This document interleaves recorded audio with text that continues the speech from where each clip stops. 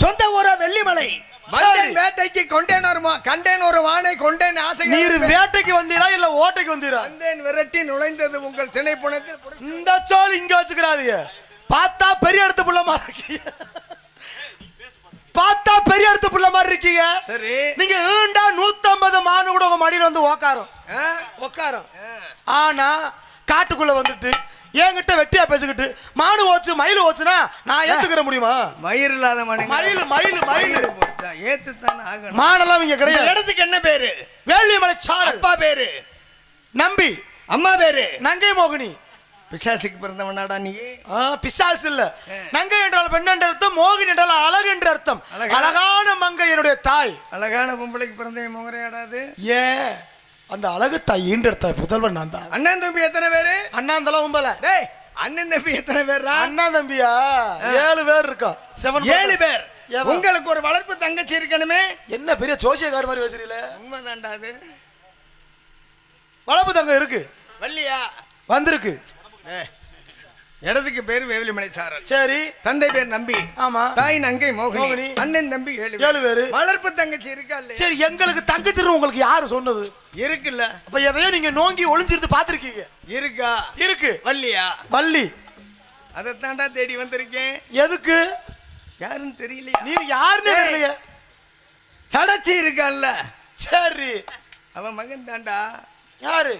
அதாவது இன்று அதிகாலை எழுந்து நான் விழித்திருக்கின்ற நேரத்தில் எனது அம்மா என்னைய தட்டி எழுப்பி. தட்டுனாத்த எழுப்புமா? தட்டி எழுப்பி, அடே மகனே, உனது மாமா மக பருவம் வந்து தினக்காட்டில் காவல் பார்த்துக்கிட்டு இருக்கா. ஒரு நேரத்தில் பாகப்பிரிவினையில பிரிஞ்சிட்டோம். பார்த்துட்டு வான்னு சொன்னாங்க மாப்பிள்ள. பாகப்பிரிவினை கொப்பேன் 7 வயலுகளை பெத்து போட்டான். சரி, யாத்தாளுக்கு சொத்து கொடுக்கலையா. கொப்பையும் கூட பிறந்த ஐத்த மகண்டா நானு. அதனால பாகப்பிரிவினையில் பிரிந்து விட்டோம். இப்போ ஒண்ணு சேர்ற நேரம் வந்துருச்சு. அப்ப எங்க மாமாவோட மகனா? ஆமா. எங்க அத்தையோட மகனா? ஆமாடா. அப்ப எங்க அத்தைக்கு எங்க மாமாவுக்கும் நீங்க பிறந்திருக்கீங்க. எங்க அத்தைக்கு எங்க மாமாவுக்கு தானே பிறந்தீங்க. அப்ப நீங்க எங்க அத்தை மாமானோட மகன். ஆமா. அப்ப நீங்க வந்து எனக்கு பங்காளி. நல்லா இருக்குடா நியாயம். நான் உனக்கு பங்காளியா? அம்மா மச்சனடா. எப்படி மச்சனா? ஏன் மச்சனன் ஆகாது? எங்க ஊர்ல எல்லாம் முறை மாறிதான் வரும். அது எவனாவது இழுத்தா போய். எங்க ஊர்ல எல்லாம் எங்க அம்மாவை தான் எங்க அப்பா கட்டிக்கிட்டாரு. எங்க மதனி எங்க அண்ணன் கட்டிக்கிட்டியா? எங்க அத்தைய எங்க மாமா கூட்டி ஓடி போயிட்டாரு. இது என்ன கொடுமை? நானே என் பொண்டாட்டியை தான் கட்டியிருக்கேன்.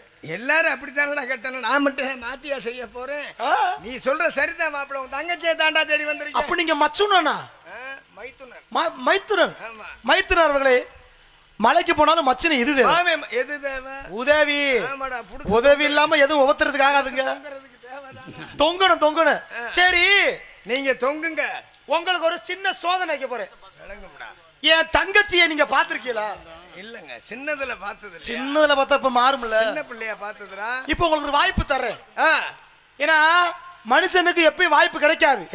கிடைக்கிறத விடக்கூடாது. கிடைக்கிற வாய்ப்பு அதை விடக்கூடாதுங்க. தெளிவா இருக்கணும். ஆமாங்க. அப்போ காட்டுக்குள்ள போறதெல்லாம் சரி. காட்டுக்குள்ள தங்கச்சி மட்டும் இருந்தா பரவாயில்ல. நிறைய பெண்கள் இருக்கிறார்கள். போச்சுடா, அது வேறயா?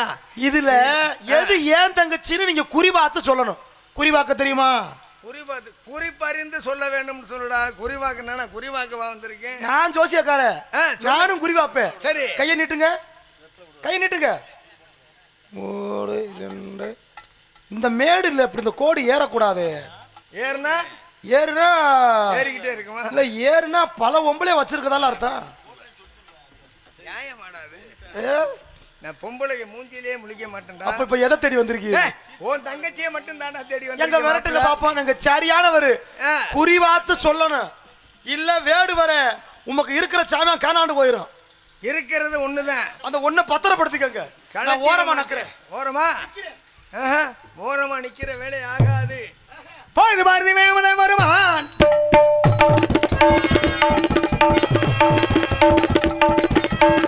போதுமா? வழியை பேக்குற மான்களே ஒரு மன்னர் கண்டிர நீங்களே. வழியில் தவிர மான்களே ஒரு மான்வர் கண்டே நீங்களே. வழியை பேக்குற மான்களே ஒரு மன்னர் கண்டிர நீங்களே. வழியை பேய கைகளை தப்பிய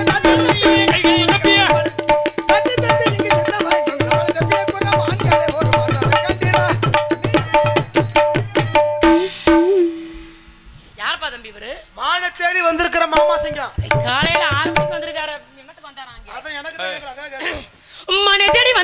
மாப்பிள சிங்கம் மனம் தேடி வந்தவரே மாப்பிள சிங்கம் மனை தேடி வந்தவரே மாப்பிள சிங்கம் சும்மா ஆளை பார்த்து சொல்லாதீங்க மாப்பிள சிங்கம் மனை தேடி வந்தவரே மாப்பிள சிங்கம் ஐயா மச்சான் மன்னாரு உங்க அப்பா என்ன சொன்னாரு ஓய்யா மச்சான் மன்னாரு அப்பா என்ன சொன்னாரு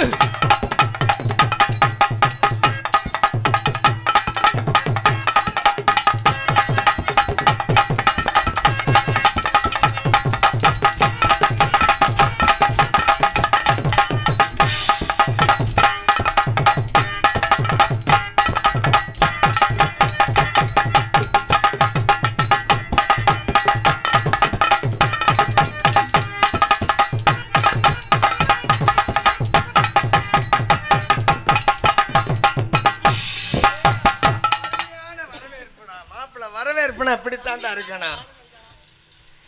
அடி வட்ட வட்ட பாறையில குட்டி பரகரி சீதி தாயிலடா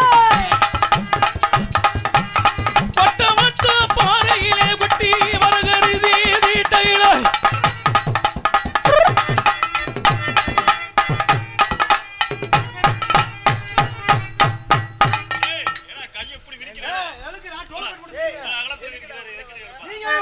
ஏப்பா நீ வா. வட்ட வட்ட பாறையில குட்டி பரகரி சீதி தாயிலடா வட்ட பாறையிலே குட்டி வரகரி சீ நான் கொடித்த சாய சேல எங்கு ஆல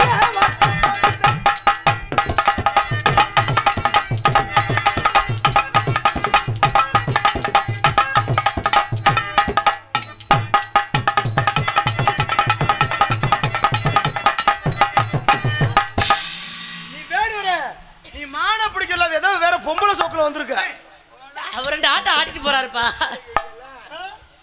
மானே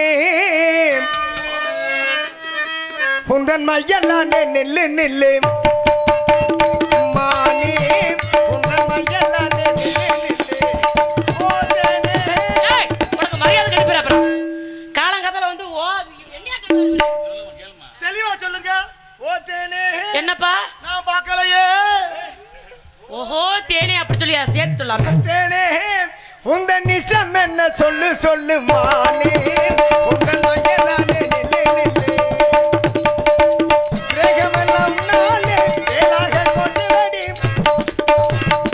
பாகமெல்லாம் தந்தாலே பாவாக கடித்து வெடி போகத்தால் என்னை மீறினே மூச்சு வாங்குதடி கண்ணே அடியே ராஜாவே ரோஜாப்பூவே உந்தன் கண்ணால் என்னை தானே காட்டி விட்டவாறு நானே